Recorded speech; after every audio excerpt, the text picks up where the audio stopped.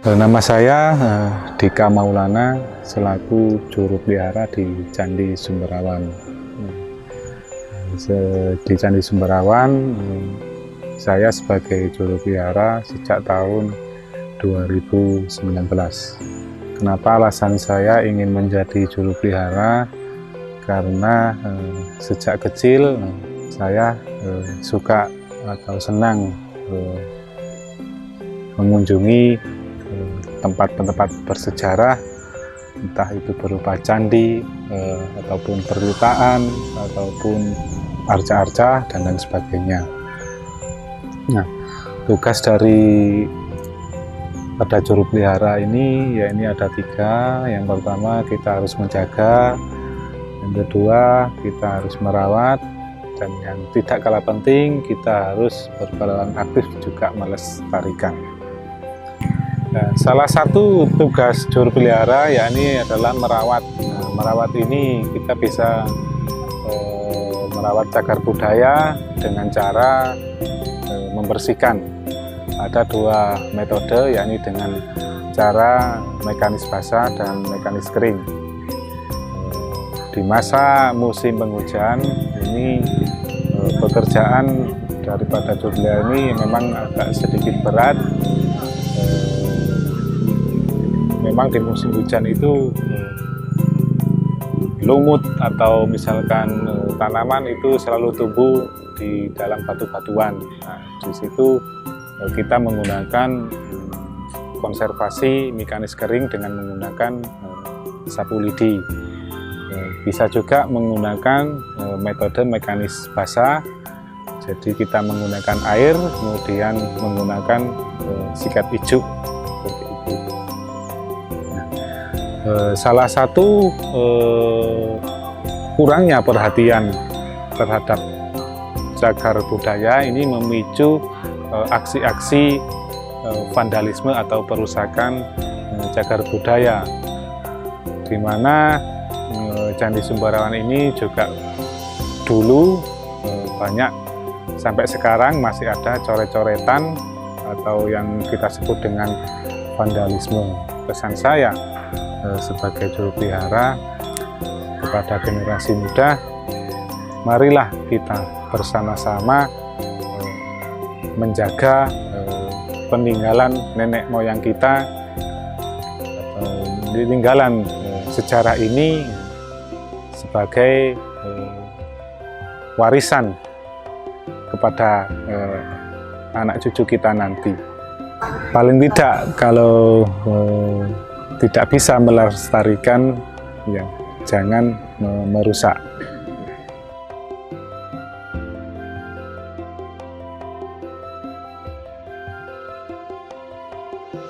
Candi Sumberawan merupakan satu-satunya candi yang berbentuk stupa yang ditemukan di Jawa Timur.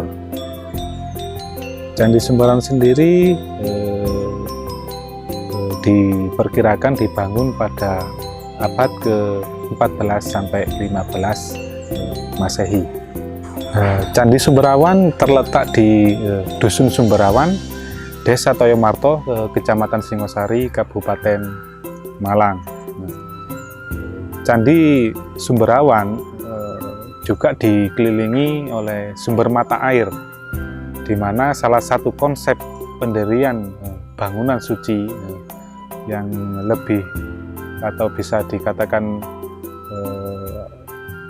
bagus itu adalah berdekatan dengan sumber mata air.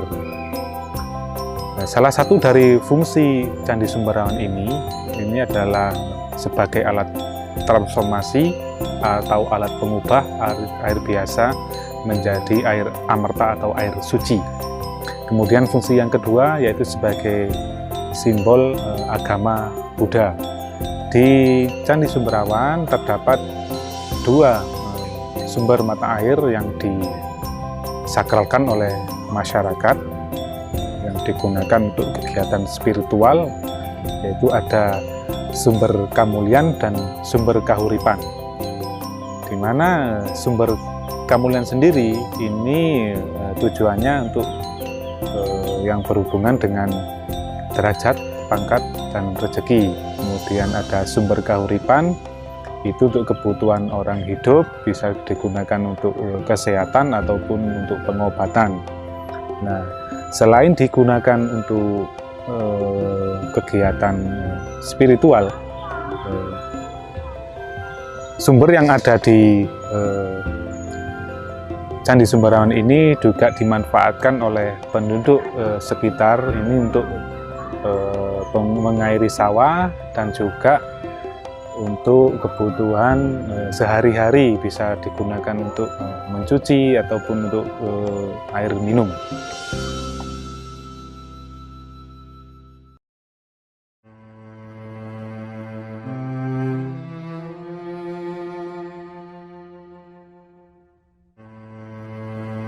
Di Kitab Negara Kertagama, dahulunya tempat ini disebut dengan nama Kasurangganan, yaitu salah satu tempat yang pernah dikunjungi oleh Raja Hayam Wuruk pada masa pemerintahan Majapahit pada tahun 1359. Diperkirakan setelah kunjungan Raja Hayam Wuruk didirikan bangunan candi. Candi Sumberrawan ini berlatar belakang agama Buddha, di mana di dalam bangunan Buddha ini mempunyai 3 makna. Yang pertama Kama Dhatu, kemudian Rupa Dhatu, yang terakhir yaitu Arupa Dhatu. Kama Dhatu ini penggambaran makna manusia masih diselimuti oleh hawa nafsu, yaitu yang bersifat keduniawian. Kemudian Rupa Dhatu, manusia sudah menghilangkan hal-hal keduniawian. Nah, yang Arupa Dhatu ini penggambaran dari zat tanpa awal dan tanpa akhir, di mana kita akan kembali kepada Sang Pencipta, atau bisa digambarkan dengan alam surga. Selain itu, candi ini juga berjarak 5 km dari Candi Singosari, di mana pada masa Raja Kertanegara beliau menganut aliran yang namanya Siwa Buddha. Salah satu keinginan Raja Kertanegara ingin menjunjung nilai antar kerukunan umat beragama. Salah satu perhatian dari Raja Kertanegara yaitu mendirikan bangunan agama Buddha yang sekarang bernama Candi Sumberrawan. Jadi di masa pemerintahan atau masa kerajaan ini, nilai-nilai antar kerukunan antar umat beragama ini sudah dijunjung tinggi. Maka kita bisa menilai bahwa pada zaman dahulu kerukunan antar umat beragama ini sudah dilaksanakan.